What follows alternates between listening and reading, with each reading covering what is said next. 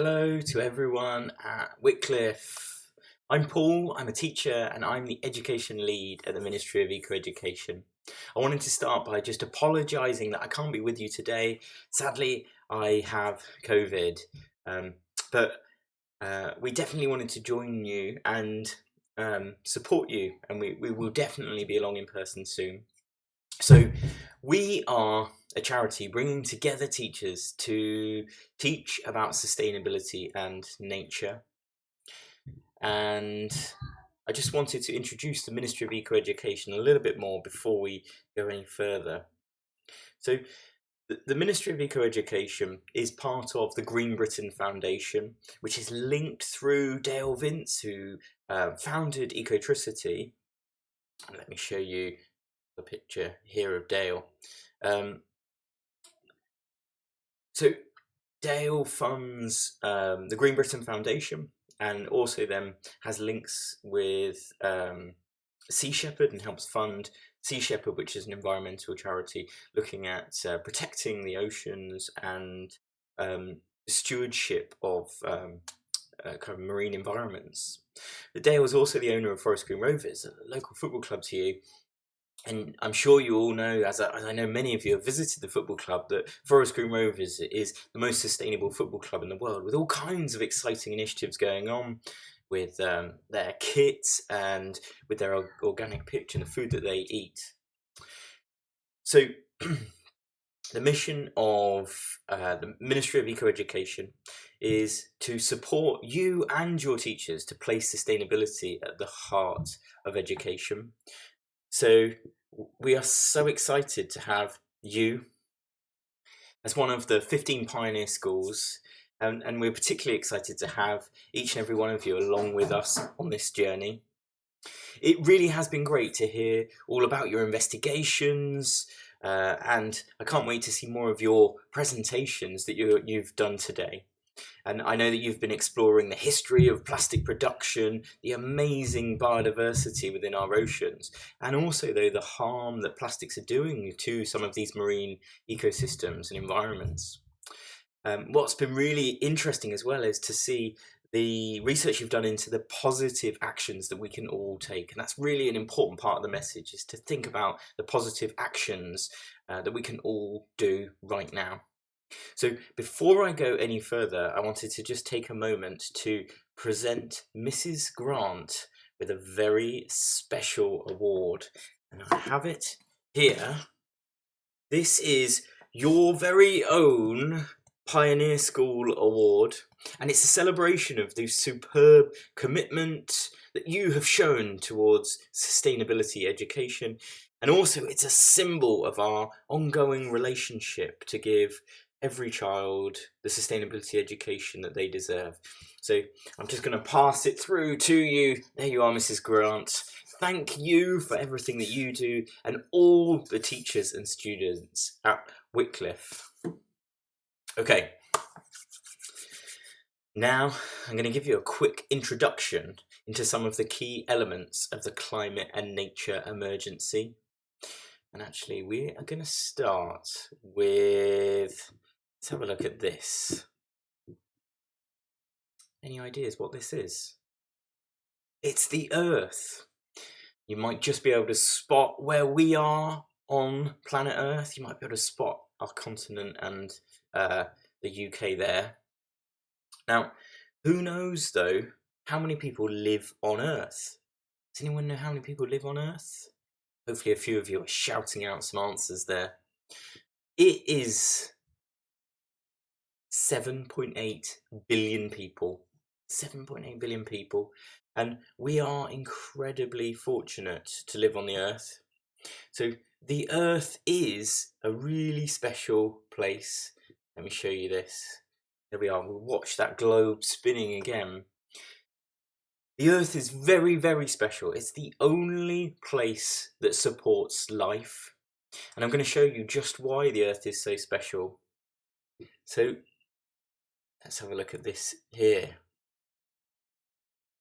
The sun is a ball of gas which releases energy out into space.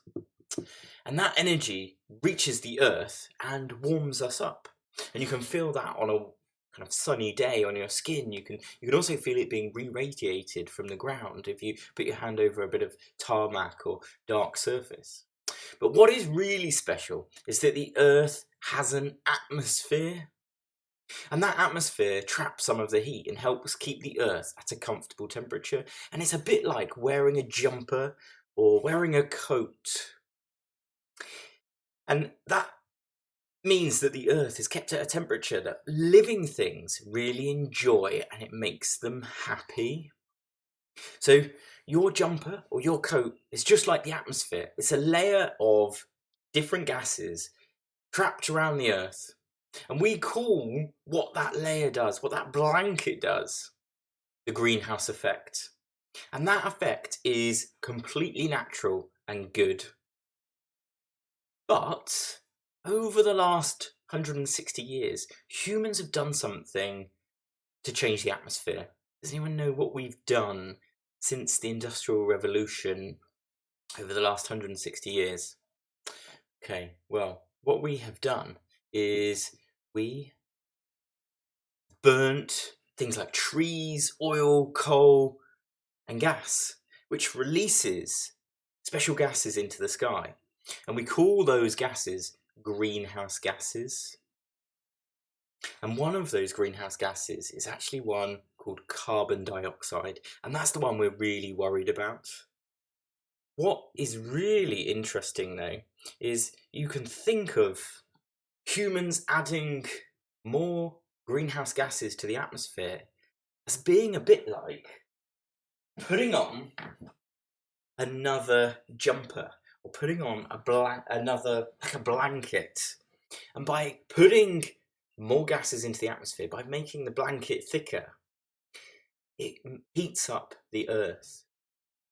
And the Earth is actually heated by about 1.2 degrees Celsius over the last 160 years. It doesn't sound like much, but what it does is it shifts the type of weather that we experience, and it changes the extremes of weather.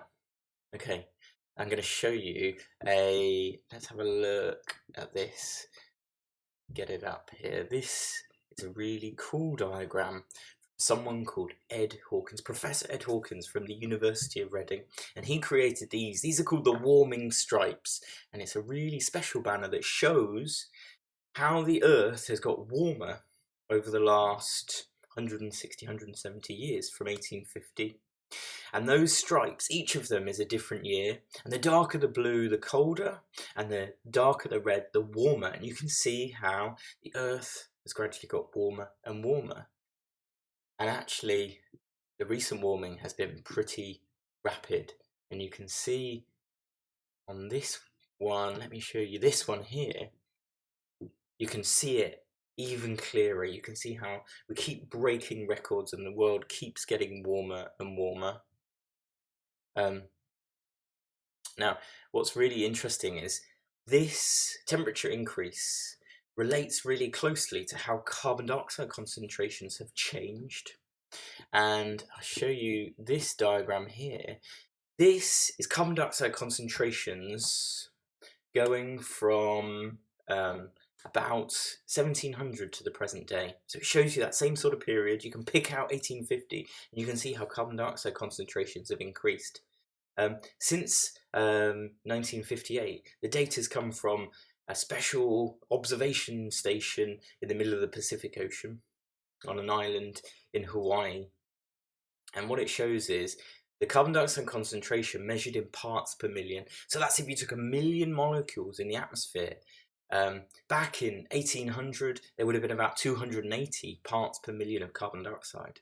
Now, it has almost doubled. It is now at 419 parts per million, and each year keeps increasing. We keep burning more and more fossil fuels and releasing more and more carbon dioxide. Okay, I just wanted to also show you how people have taken some of those warming stripes and made them into things that are really interesting ways to communicate climate change. Someone wrapped their Tesla in the stripes. Someone has made face masks or ties or clothes But these are really interesting ways that we can engage people in the conversation about climate change. Okay, let's have a think about something else.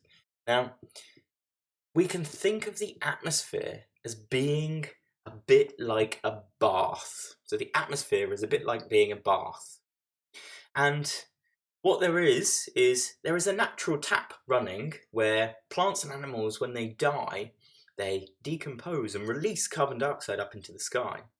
But luckily, the world or the earth has got a system that naturally takes carbon dioxide out of the sky. So we've got plants and trees and leaves that when they photosynthesize, they take in carbon dioxide and release oxygen.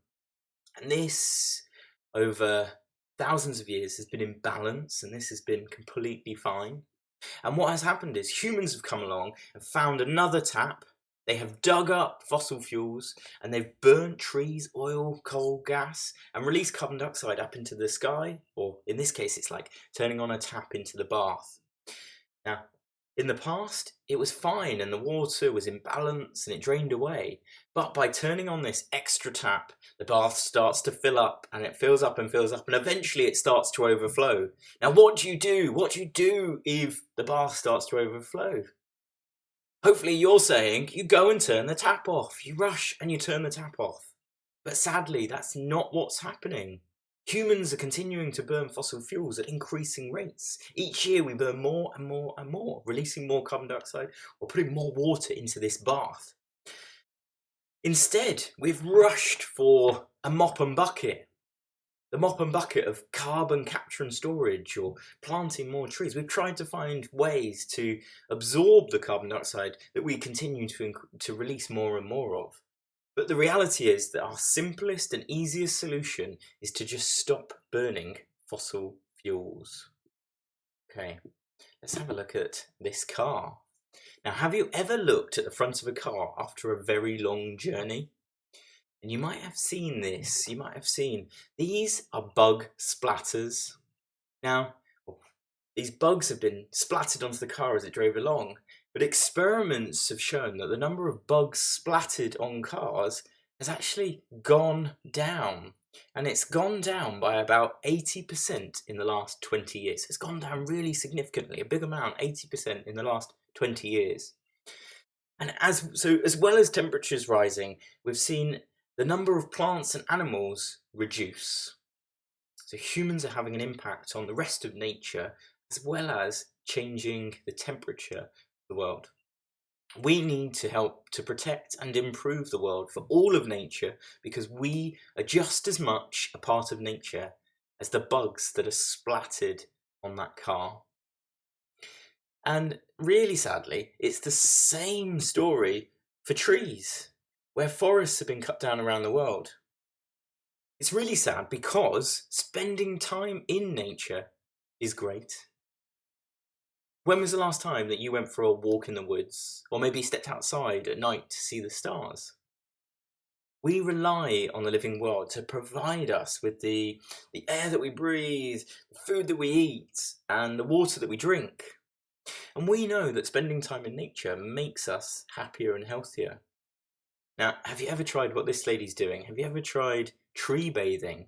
And that's just sitting in a wood, listening to the sounds and breathing the clean air. Maybe it's something you could do this weekend. Now, I'm going to finish by reading a quote from Greta Thunberg, from this lady. She is a Swedish teenager who has led millions of young people to talk about the environment.